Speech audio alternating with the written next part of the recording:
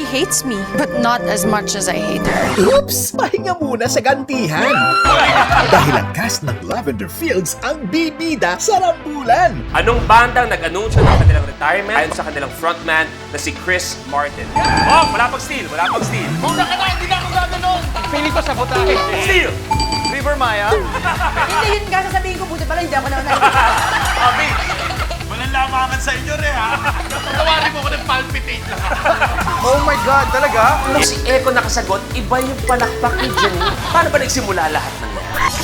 Plus, may reunion pa ang Street Boys. Dito nakasalalay ang kontrata ni Negi sa DSS. Huwag ko kasi umatras ka na. Salamat sa paalala. Guys, thank you. Sinong artista sa Pamilya Sagrado ang apo ng actress-politician na si Alma Moreno? Bandol? Bahala na kung tama yung sagot ko. Rainbow Rumble.